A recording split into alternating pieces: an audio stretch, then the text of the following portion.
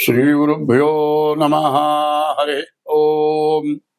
श्रीमहागणाधिपतये नमः। श्रीमहासरस्वत्यै नमः। श्रीगुरुभ्यो नमः। हरि ओम। अस्मद्गुरुः विद्यानन्दनाथ गुरुचरणारविन्दाभ्यां नमो नमः। अस्मद्गुरुः काष्ठभगोत्सपवित्रम् नारायणयतीश्वरच्छात्रं वन्दे दासकुटिस्थं कृतं रामायणदासस्वामिनं रामानुजदासस्वामिनं नमो नमः। वन्दे शम्भुममापतिं सुरगुरुं वन्दे जगत्कारणं वन्दे पन्नगभूषणं मृगधरं वन्दे पशूनां पतिं वन्दे सूर्यशशाङ्कवक्निनयनं वन्दे मुकुन्दप्रियं वन्दे भक्तजनाश्रयं च वरदं वन्दे शिवं शङ्करं श्रीमन्नामपयोदश्यामधरा भृल्लराम जगदभिराम रामा जनकाम महोद्धाम गुणस्तोम धाम दशरथ राम నీరాటవనాటములకు బోరాటం బిట్లు గలిగే పురుషోత్తముచే నారాటమిట్లు మానను ఘోరాట విలోని భద్రకుంజరమునకున్ శ్రీరామ రామయనతును ఏ మానవుడైన గాలి ఏర్పడ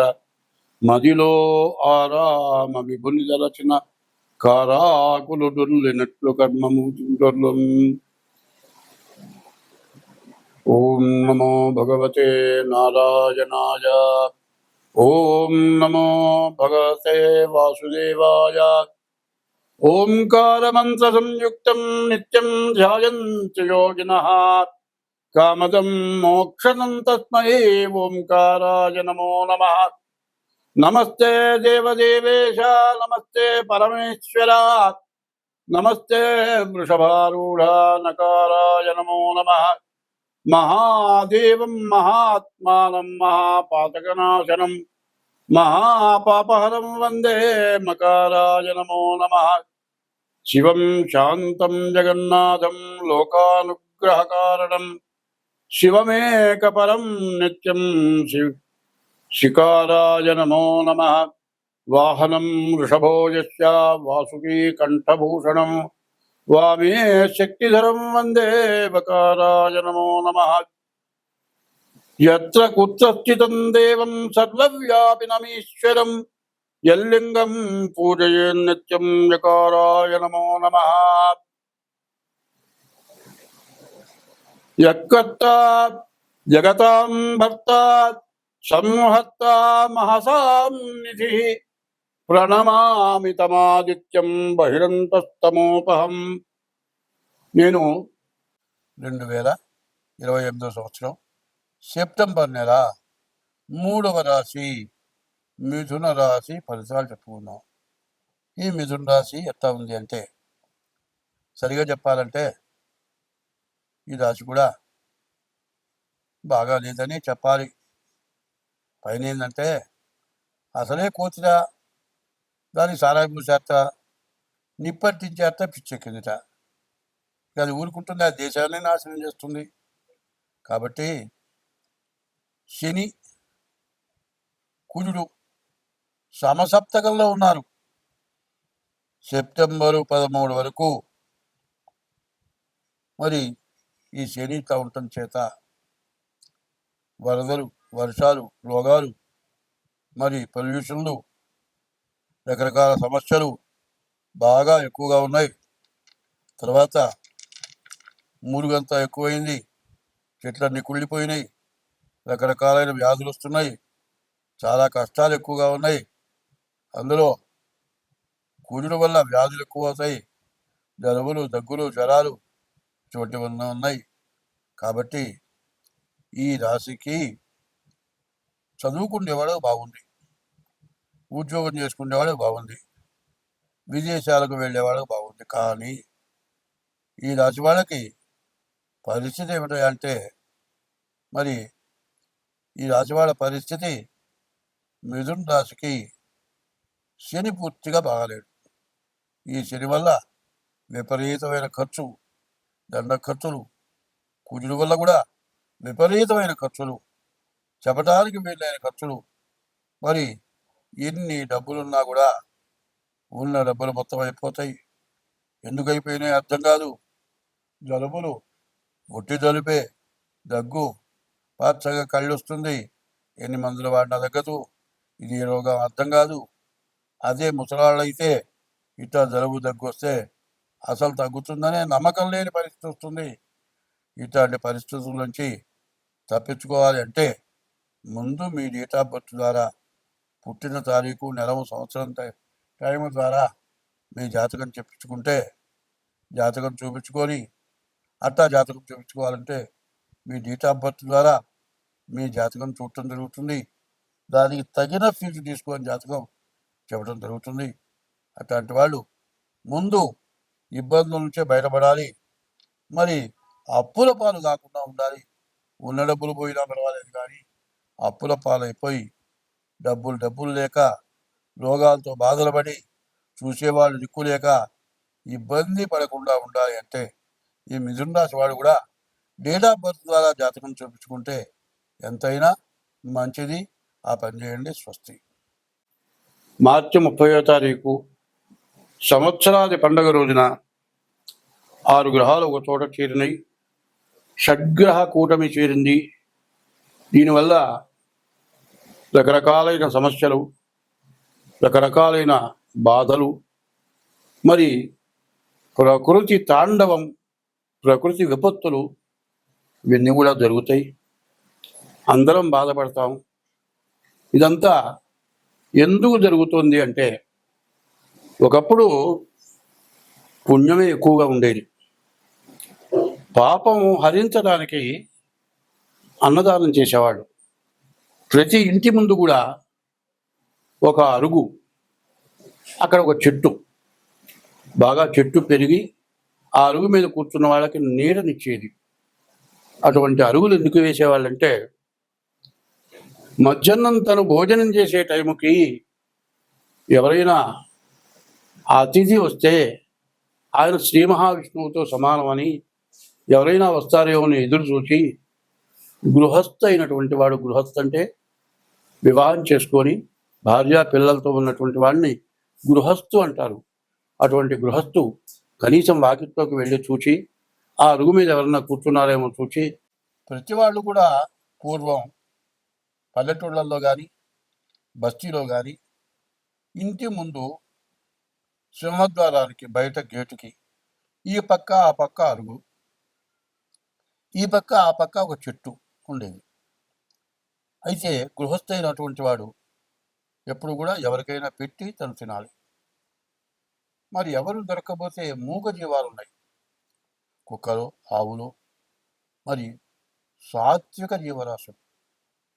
గోవు సాత్విక జీవరాశి. అదే కాదు, దాని నుంచి ప్రాణవాయువు వస్తుంది. మరి ఆ ఆవు ఉన్న చోట ఎటువంటి క్షుద్ర జీవాలు, పాములు, తేళ్లు ఇట్లాంటివన్నీ కూడా రాకుండా ఉంటాయి. అందుకోసమని ఆవులను మేపటం, ఆవులకి ఆహారం పెట్టడం, తను తినబోయే ముందు వాకిట్లోకి వెళ్ళి ఎవరైనా సరాసరి వచ్చి అన్నం పెట్టమంటే లేదనే ప్రసక్తి లేదు. అట్లా కాదు, బయటికి పోతే ఆ రోజుల్లో బస్సులు, రైళ్ళు, మరి ఇట్లాంటివి లేవు, కార్లు, సైకిళ్ళు, మరి 2 వీలర్స్ లేవు. ఒక ఊరి నుంచి ఒక ఊరికి నడిచి ప్రయాణం చేసేవాళ్ళు. అట్లా వస్తుండగా మరి 20 కిలోమీటర్లు, 30 కిలోమీటర్లు బయలుదేరి నడిచి ఒక ఊరి నుంచి ఒక ఊరికి వెళ్ళేవాడు. మరి అన్నం మూట కట్టుకొచ్చుకుంది మధ్యలోనే అయిపోతుంది. మళ్ళీ కొంత దూరం వెళ్ళేవాడికి ఆకలి అవుతుంది. నడవడం మీద ఇంకా ఆకలి పెరుగుతుంది. చివరికి ఎక్కడన్నా కాస్త మంచినీళ్ళు తాగి ఎవరి వాకిట ముందు అరుగు మీద కూర్చుంటే ఆ గృహస్థ అయిన వాడు చూసి, నాయన ఎక్కడికి పోతున్నావు, అన్నం తిన్నావా అని అడిగి పిలిచి అన్నం పెట్టేవాడు. అది ఎందుకు అనేది కొద్దిగా తెలియాలి. అన్నదానాన్ని మించిన దానం లేదు, తల్లిదండ్రుల కంటే మించిన దైవం లేదు. సత్యము, శీలత, ధర్మము, వీటిని మించినటువంటి ధర్మాలు లేవు. ఇవి సత్యము, శీలత, ధర్మం అనేది అది గొప్ప తపస్సు కింద లెక్క. దయ, ఆ దయ ఎట్లా ఉండాలి అంటే, మనం ఇంట్లో వరకే వండుకున్నాం, మన వరకే సరిపోతుంది, ఇంకొక మనిషి వస్తే చాలు. అట్లాంటి టైంలో ఎవరైనా వస్తే ముందు ఆ మనిషి కడుపు నిండా పెట్టి మిగిలింది చిరికాస్త తింటే చచ్చిపోం, బతుకుతాం. తర్వాత అవసరమైతే వండుకొని తింటాం. అది దయ. ఏ జీవరాశికైనా అపకారం జరిగి ప్రాణావసాన స్థితిలో ఉన్నప్పుడు దానికి వైద్యం చేయటం, కనీసం ఎవరైనా చచ్చిపోతే ఎవరు దిక్కులేని వాళ్ళని తీసుకెళ్ళి దానం చేయటం, అది అనాథ ప్రేత సంస్కారే కోటి యజ్ఞ ఫలం లభేత్. దిక్కులేని వాళ్ళని తీసుకెళ్ళి మట్టి చేస్తే కోటి యజ్ఞాలు చేసిన ఫలితం ఉంది అని ఇట్లాంటివన్నీ చేయటమే కాకుండా ఎవరి కులదైవాన్ని వాడు పూజించేవాళ్ళు, ఎవరి ఇంటి దేవుణ్ణి వాడు పూజించేవాళ్ళు. ఎవరి కులదైవాన్ని, గ్రామదేవతని, ఇంటి దైవాన్ని, ఇంట్లో ఉన్నటువంటి తల్లిదండ్రుల్ని, భార్యని, వాళ్ళకి ఎటువంటి అపకారం జరగకుండా, వాళ్ళు ఎంతో ప్రేమతో, వాళ్ళకి లోటు అనేది లేకుండా పెద్దవాళ్ళని చూడటం, ఇది ధర్మం. ధర్మో రక్షతి రక్షిత. ధర్మాన్ని నువ్వు రక్షిస్తే నిన్ను ఆ ధర్మం రక్షిస్తుంది. ధర్మస్య జయోస్తు. నువ్వు ధర్మంతో ఉంటే నీకు జయమే, అపజయం ఉండదు. అధర్మస్య నాశోస్తు. అధర్మం ఎక్కడైతే ఉంటుందో అక్కడ మొత్తం నాశనం అయిపోతుంది. ధర్మస్య జయోస్తు, అధర్మస్య నాశోస్తు, ప్రాణిషు సద్భావనాస్తు. ప్రాణి, ఏ జీవరాశి ప్రాణి అయినా సరే మంచి భావనతో ఉండి దానికి బాధ కలిగినప్పుడు ఆ బాధ పోవటానికి మార్గం ఏదో చూచి దాన్ని బతికించేది ప్రాణిషు సద్భావనాస్తు. విశ్వస్య కళ్యాణమస్తు. విశ్వం అంటే ప్రపంచం మొత్తం. విశ్వస్య కళ్యాణమస్తు అని చెప్పింది. అది అందరూ కూడా పాటించేవాళ్ళు. ఇప్పటికి దాదాపు మాకు ఊహ తెలిసేపటికి, నాకు ఇవాళ 82 సంవత్సరాల వయస్సు. నాకు ఊహ తెలిసే రోజుల్లో అటువంటి సత్య ధర్మాల కట్టుబడి ఉన్నారు. అట్లా ఉన్నారని తెలియటానికి కారణం ఏంటంటే, నాకు 10 సంవత్సరాల వయసు వచ్చేవాడికి నా తండ్రి పూర్తిగా అనారోగ్యవంతుడు. నా తండ్రికి మూర్ఛలు అంటే ఫిట్స్ వచ్చేవి. అమావాస్యకి పౌర్ణమికి ఫిట్స్ వచ్చేవి. కింద పడి గెల గెల గెల గెల తన్నుకొని ఆ చేతులు కాళ్ళు కుట్టుకుపోయి దెబ్బలు తగిలి నడిచిపోతూ ఉంటే ఏ గోడ మీద పడతాడో ఎక్కడ పడతాడో తెలియదు. ఒళ్ళంతా దెబ్బలు తగిలి నాలికంతా బాగా కొరుక్కొని ఆ ఫిట్ వచ్చినప్పుడు ఆ పుండ్లు మారి అన్నం తినాలంటే కనీసం పాలు మజ్జిగ పోస్తే కూడా నోరు మంట పుట్టేది. అట్లాంటి బాధ నా తండ్రి పడ్డాడు. 10 సంవత్సరాల వయసు నుంచి ఆయనతో చాలా కష్టపడ్డాం. అట్లా ఆయన ఏమీ సంపాదన లేకుండా పోయినాడు. నాకు చెల్లెళ్ళు 2, నాకు అక్కలు 2, మా తల్లి తండ్రి, ఇంతమందివి జీవించాలి. ఏదో నా చేతనేది చేసి, బ్రాహ్మడికి పద్ధతి ఉంది, ఉపనయనము నాటి మాట ఉన్నది సుమతి అని. ఉపనయనం రోజున ఎంత కోటీశ్వరుడైనా, రాజాది రాజులైనా ఒడుగైన తర్వాత భవతీ భిక్షాందేహి, భవాన్ భిక్షాందేహి అని ముష్టిస్తారు. అది ఎందుకంటే ఏ మహాపతివ్రత చేతి మీదుగా ఇచ్చినటువంటి దానం, ఆహారం, దానివల్ల మంచి విద్యావంతులు అవుతారని ధర్మశాస్త్రం చెప్తుంది. ఉదయం పూట ముష్టికి వెళ్ళేవారు బియ్యానికి, మధ్యాహ్నం పూట బ్రాహ్మణ ఇళ్ళకి మదవకానికి వెళ్ళి కష్టపడి చదువుకొని ఈరోజు కూడా వాళ్ళకి నేను చదువుకునే రోజుల్లో నాకు స్టైఫండ్ నెలకింతనిచ్చేవాళ్ళు. అట్లా వాళ్ళంతా ఇస్తే నా కుటుంబాన్ని పోషించుకొని నేను చదువుకొని, మరి కుటుంబానికి చాలనంత సంపాదన వచ్చిందాకా చదువుకొని, కనీసం అప్పుడు నాకు 300 వచ్చేవి. స్టైఫండ్ ఇచ్చేది. అందరి ఇంటిని కొంతమంది ఇచ్చేవాళ్ళు. రూ. 150 ఆదాయం రాగానే నేను మీ దగ్గర తీసుకోనంటే ఒక ఆయన పిలిచి, "ఎరా నీకు ఎంత వస్తుందిరా?" అంటే నాకు 150 వస్తుందండి సంపాదన. మరి మేము ఇచ్చేది ఎంత వస్తుందంటే 300 వస్తుంది. సగమే కదరా అంటే నేను అన్నాను, సగమేనండి. మీ 300 నా 150 ఉంటే నాకు అహంకారం పెరుగుతుంది. అదే 150తో కష్టపడి సంపాదించుకుంటాను, పైకొస్తాను, నా తల్లిదండ్రులను పోషించుకుంటాను, మా ఆడపిల్లల పెళ్ళిళ్ళు చేస్తాను అంటే ఆయన అన్నాడు, ఆయన పేరు చెరువు సూర్యనారాయణ గారు, గుంటూరు మహానుభావుడు. ఆయన లేరు, ఏ లోకంలో ఉన్నారో. ఆ మహానుభావుడు నన్ను శతవిధాల కనిపెట్టి చూస్తుంటే, నీ పిల్లల పెళ్ళిళ్ళైతే చెప్పు నాయనా, ఒకళ్ళ పెళ్ళి నా సొంత డబ్బులతో చేస్తాను, మిగతా వాళ్ళకు కూడా సహకరిస్తానంటే అంత పరిస్థితి వస్తానండి అని నా కష్టార్జితంతో చెప్పలబడి ఆడపిల్లల పెళ్ళిళ్ళు జరిగిపోయినాయి. 18 నుండి 19 వచ్చేవాడికి మా నాన్నగారు పోయినాడు. మరి మా నాన్నగారు పోయిన తర్వాత 20 సంవత్సరాల నుంచి కష్టపడి సంపాదించుకొని బతికాను. ఆ రోజుల్లో అందరూ సత్యానికి ధర్మానికి నిలబడ్డారు కాబట్టి ఇవాళ నేను, నా తల్లిదండ్రులు, మా కుటుంబం, మా వంశం బాగుపడింది.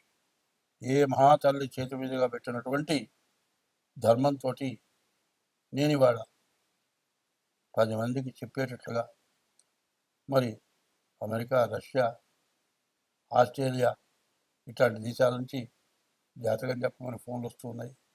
దాంతో నేను జీవిస్తున్నాను. అప్పుడు అంత ధర్మం ఉంది, ఇప్పుడు అంత ధర్మం లేదు. ఎందుకు లేదు అంటే వచ్చేది చాలని పరిస్థితి. పిల్లల్ని చదువుకు చేరిస్తే ఎల్కేజీ నెలకి కనీసం చాలా ఖర్చు ఎక్కువ అవుతుంది అంటున్నారు. వాళ్ళ సంపాదన సగం కూడా చాలటం లేదు అంటున్నారు పిల్లల చదువులకే. అంత కష్టమైంది రోజుల్లో దోచుకొని తింటే కానీ బతకలేనటువంటి పరిస్థితులు ఏర్పడి చాలక అధర్మమైన సంపాదన సంపాదించుకుంటూ రకరకాలైన ఎటువంటి అధర్మమైన పనులైనా చేసి సంపాదించుకొని బతుకుతూ బాధలు పడుతూ ఉన్నారు. ఇప్పుడు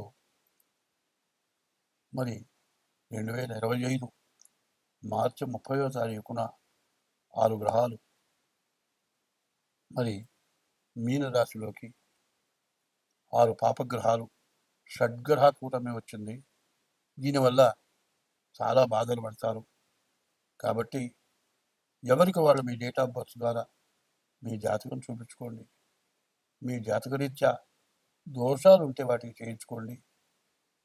పాపగ్రహాల వీక్షణ వల్ల చాలా రకాల బాధలు వస్తాయి. మనం ఏమి చేయకుండానే మనం బాధలు పడాల్సి వస్తుంది అని చెప్పటం జరిగింది. అట్లా చెబితే కూడా కొంతమంది విమర్శించడం జరిగింది. జ్యోతిష్యం చెప్పబోయా అంటే తలకిందులైపోతుంది, గందరగోళాలు అవుతాయి, చాలా బాధలు పడతావు, ప్రకృతి వల్ల బాధలు వస్తాయి అని ఇవన్నీ నేను ఎవరు చెప్పమన్నారు? నాకు ఫోన్లు వచ్చినాయి. చూడండి, ఉత్తర కాశీ, హరిద్వార్, ఋషికేశ్. ఋషికేశ్ అంటే ఋషులు ఉండేటువంటి స్థలం. హరిద్వార్ అంటే విష్ణుమూర్తి యొక్క పాదాలు. హరిద్వార్ కైలాసంలో ఈశ్వరుడు ఉన్నాడు. ఈశ్వరుడు నెత్తిన గంగ ఉంది. ఆ గంగ హరిద్వార్ పాదాల దగ్గరకు వచ్చి గంగ పడ్డది. గంగ పుటక అక్కడి నుంచి వచ్చింది. హరిద్వారు మునిగిపోయింది. హరిద్వారు మరి ఋషికేశు, అమర్నాథ్ ఇవన్నీ కూడా వరదల వల్ల బిల్డింగులు పడిపోయి ఎంతోమంది జనం చచ్చిపోయి, ఒక మరి ఉత్తర దేశమే కాదు, దక్షిణ దేశం, ఉత్తర దేశం అటు ఇటు దక్షిణ దేశం, ఆఖరి కాశీ కూడా మరి ఊరంతా నీళ్ళు వచ్చేసినాయి. ఇప్పుడు చూడండి, విజయవాడ అంటే బాగా మెరుగైన స్థలం. ఇంతవరకు ఇంత జలాన్ని మనం ఎప్పుడు చూడలేం. ఇంత పరిస్థితులు రావటానికి కారణం ఏమిటి అని మనం ఆలోచించుకుందాం. ధర్మో రక్షతి రక్షిత. ధర్మాన్ని నువ్వు రక్షిస్తే నిన్ను ధర్మం రక్షిస్తుంది. ధర్మం రక్షించాలి అంటే ఏం చేయాలి అనేది ఇదివరకు చెప్పాను, ఇప్పుడు కూడా చెబుతూ ఉన్నా. ధర్మాన్ని రక్షించాలంటే అందరికీ తెలిసిందే. ఓం నమో భగవతే వాసుదేవాయ, ఓం నమో నారాయణాయ, ఓం నమ శివాయ, ఓం గం గణపతయే నమ, శ్రీమాత్రే నమ. ఇట్లాంటి మహామంత్రాలు ఇవి. రోజు 1-2 గంటలు మనం చేసే వృత్తిలో విద్యక్కర్లా, చదువక్కర్లా, సంతకం పెట్టడం చేత కాకపోయినా విలవాలా, ఈ చెప్పిన మంత్రాలు గుర్తుపెట్టుకోండి. రోజు 2 గంటల పాటు మనం చేస్తే ఈ ఉపద్రవాలు, బిల్డింగులు కొట్టుకుపోయినాయి, జనంలో దాంట్లో పడిపోయినారు, శవాలు దొరకలేదు, కనీసం ఎవరు చచ్చిపోయినారో ఎవరు బతుకున్నారో తెలియనటువంటి పరిస్థితికి వచ్చాము. ఇవన్నీ రావటానికి కారణం ఏమిటంటే కన్యా రాశిలో కుజుడు, మీనరాశిలో శని, వక్రించిన శని. శని కుజులు సమసప్తకం అన్నారు. ఈ సమసప్తకంలో ఉండటం చేత ఇటువంటి ఉపద్రవాలని వచ్చి ఈ పాపగ్రహాల వల్ల మనకు అనేక సమస్యలు, అనేక రకమైన బాధలు. మరి ఇది సెప్టెంబర్ 13 వరకు కుజుడు కన్యలో ఉంటాడు. సెప్టెంబర్ 13కి కన్య నుంచి తులకి కుజుడు వస్తాడు. అంతవరకు సరే. ఈ నీరు కొత్త నీరు వచ్చింది. మరి నీరంతా చెట్లు చావలు అన్నీ కూడా మునిగిపోయినాయి, అన్నీ మునిగెత్తిపోయినాయి, అన్నీ కుళ్ళిపోయినాయి, రకరకాలైన జీవరాశులు ఉద్భవించినాయి. నీరంతా కలుషితమైపోయింది, తాగే నీరు కాలుష్యమైపోయింది, తినడానికి ఆఖరికి కూరగాయలు లేవు. ఎంత కష్టాల్లో మనం ఉన్నాం. ఒక్కసారి నమస్కారం చేసి చెబుతున్నాను, నన్ను విమర్శించబాకండి, బాగా ఆలోచించండి. ఎందుకంటే ఈ సమసప్తమంలో శని కుజులు ఉండటం చేత ఇట్లాంటి బాధలు, విపరీతమైన బాధలు వచ్చినాయి. దీన్ని నేనే కాదు, చాలామంది పెద్దవాళ్ళు చెప్పారు. అది ఇప్పుడున్న పరిస్థితి ఏమిటంటే ఎవరికి వాళ్ళు తెల్లవారు లేవగానే బ్రతుకు కోసం, జీవనాధారం కోసం ఎవరి వృత్తి వాళ్ళు చేయటంలోనే తయారైపోయినారు. పిల్లల చదువు, అంతులేని విపరీతమైన చదువు పూర్తయిన దాకా బాధ, చదువైన తర్వాత ఉద్యోగం కోసం బాధ, ఉద్యోగం వచ్చిన తర్వాత వివాహం దగ్గర బాధ, అన్నీ బాధలే తయారైపోయినాయి. ఈ బాధల్లో పడి ఏమి మర్చిపోకూడదో అది మర్చిపోయినాం. దైవాన్ని ఎప్పుడూ ప్రార్థించాలి. హనుమాన్ చాలీసా ఉంది, తులసీదాస్ గారు రాశాడు. రోజుకి 11 సార్లు చొప్పున 40 రోజులు హనుమాన్ చాలీసా చేస్తే మీరు ఏది కోరుకుంటారో అది అవుతుందని చెప్పండి. మరి ఇట్లాంటి సమయంలో కాదు, హనుమాన్ చాలీసా ఒకళ్ళు కూర్చొని రోజు 11 సార్లు చేయొచ్చు. ఓం నమో భగవతే వాసుదేవాయ, ఓం నమో నారాయణాయ, ఓం నమ శివాయ, శ్రీమాత్రే నమ, ఓం గం గణపతయే నమ. ఇట్లా మరి విష్ణు సహస్రంలో హరే రామ హరే రామ రామ రామ హరే హరే, హరే కృష్ణ కృష్ణ కృష్ణ హరే హరే, ఇది షోడశనామాని కలి కల్మషనాశనం. హరేర్నామ హరేర్నామైవ కేవలం కలవు నాస్త్యేవ గతిరన్యత అనేవన్నీ చెప్పున్నాయి. ఇప్పుడు ఈ చెప్పిందంతా ఒక్కసారి విని వదలతో, 1కి 10 సార్లు వినండి. నేను చెప్పిన ఈ మంత్రాలని అక్షరాలు రాని వాళ్ళు వచ్చిన వాళ్ళ దగ్గర కాగితం మీద రాయించుకొని, అక్షరం వచ్చిన వాళ్ళకంటే అక్షరం రాని వాళ్ళు చాలా జ్ఞానం ఉన్న వాళ్ళు ఉన్నారు. పూర్వజన్మ స్మృతంతో జ్ఞానం కలిగి ఉన్నారు. మరి అందరూ కూడా ఈ భగవంతుడి యొక్క నామస్మరణ చేయటం, హరి అచ్యుత అనంత గోవింద నారాయణ హరి, ఈ నామాలు చాలా విశేషమైన నామాలు. మా పెద్దవాళ్ళు ఎప్పుడూ స్మరణ చేసేవాళ్ళు. రామతారక మహామంత్రం ఉంది, ఆంజనేయ మహామంత్రం ఉంది. ఇవన్నీ గురువు దగ్గర ఉపదేశం చేసుకొని మేమంతా అనుష్ఠానం చేశాం. ఇప్పుడైనా ఎవరి పని వాళ్ళు చేసుకోండి. కనీసం తెల్లవారుచావన 1 గంట ముందు, సూర్యోదయానికి ముందు లేవండి. నేను చెప్పిన మంత్రాల్లో మీకు ఇష్టమైన మంత్రం 1-2 గంటలు స్మరించండి. కళ్ళు మూసుకొని 2 ఆలోచన లేకుండా చేయండి. మనకున్నటువంటి మరి సెప్టెంబర్ 13 దాకా ఈ వరదలు పెరిగిపోయి ఇప్పుడు ఇండియా అయిపోయింది, పాకిస్తాన్ కొట్టుకుపోతుంది అంటున్నారు. ప్రపంచ దేశాలను కూడా అల్లకల్లోలమయ్యే పరిస్థితులు కనబడుతున్నాయి. కాబట్టి అందరం బాగుండాలి, శత్రువుని మంచిగా చూడాలి. ఒక మాట చెప్పింది, ఉపకారికి ఉపకారము విపరీతముగా దుసేయ వివరింపంగా అపకారికి ఉపకారము నెపమెన్నక చేయువాడు నేర్పరి సుమతి అనుంది. అట్లా చేయటం. తర్వాత మృతియును జీవనంబునివి మేదిని లోపల జీవకోటికి సతతము సంభవించు సహజం విధి చోర హుతాశ సర్ప సంహతులను దప్పి ఆకటను పంచతనందడి ఎట్టి జీవుడున్ వేతలను పూర్వపుణ్య బల వేదనలొద్దుచుకుందునిప్పుడు ఆగామి సంచితా ప్రారంభాలు. పూర్వజన్మలో ఈ జన్మలో మనల్ని కన్నవాళ్ళు చేసినటువంటి అధర్మమైన అసత్యమైన పాపమైన కృత్యాల వల్ల మరి కొండల మించి దుల్లి చచ్చిపోవటము, ఏదో తగలబడిపోయే చోట పోయి అందులో పడి చచ్చిపోవటము, దిక్కు ముక్కు లేక అడవిలో ప్రయాణం చేస్తూ నీళ్లు దొరక్క దాహం తీరక మంచినీళ్ళు లేక చచ్చిపోవటము, రోగాల వల్ల చచ్చిపోవటము, నడిచి వెళ్ళేటువంటి మనిషి కాలుదారి ఏదో బావిలో పట్టము, కాదండి కాలుదారి పడి కాలు విరిగిపోయి ఎవరు తీసుకెళ్లేవాడు లేక ఎవరు మనుషులు దొరక్క 2 రోజులు 3 రోజులు అక్కడే పడి ఉండి చివరికి తిండి లేక నీళ్లు లేక వైద్యం లేక చచ్చిపోవటం, ఇట్లాంటివి చాలా జరుగుతున్నాయి. ఇవన్నీ ఎందుకు? నీవు పూర్వజన్మలో ఈ జన్మలో నీవు చేసుకున్న పాపాల వల్ల జరుగుతున్నాయి. ఇటువంటి పాపాలన్నీ కూడా హరించిపోవాలి అంటే ఇదివరకు జర్మనీ కర్పూరం అని వచ్చేది. ఇంతలా ముద్ద కర్పూరం పళ్ళల్లో పెట్టి వెలిగిస్తే మొత్తం నీరైపోయేది. కిలోమీటర్ దూరం చల్లదనం వచ్చేది. ఆ కర్పూరం మొత్తం నీరైపోయి కరిగిపోయేది. అట్లా సమస్త పాపాలు కూడా హరించుకుపోతాయి. మనం రోజు తింటున్నాం, 3 పూట్లా తింటున్నాం. తిన్నదని తిన్నట్టు అరిగిపోయి హరించుకుపోతుంది. ఎంత తిన్నా అయిపోతూనే ఉంది. అట్లాగే సముద్రాలు ఎండిపోతున్నాయి, కానీ జలుబుకి ముక్కులు మాత్రం ఎండిపోవట్లే. ఎంత తిన్నా ఈ కడుపులో ఆహారం జీర్ణం అయిపోతుంది. ఎంత సంపాదించినా ఎంత తిన్నా ఈ పొట్టకి తిండి.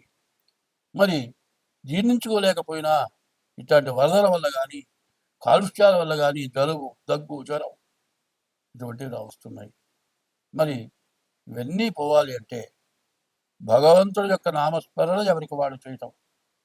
ఏదైనా కొంతమంది కలిసి తిండి యాగము, రుద్రయాగము, లేకపోతే శతచండి యాగము, మహారుద్ర యాగము, సుదర్శన హోమము, ఇట్లా భాద్రపదం గణపతి హోమము ఇట్లాంటివి జరగటానికి ప్రోద్బలం ఇచ్చి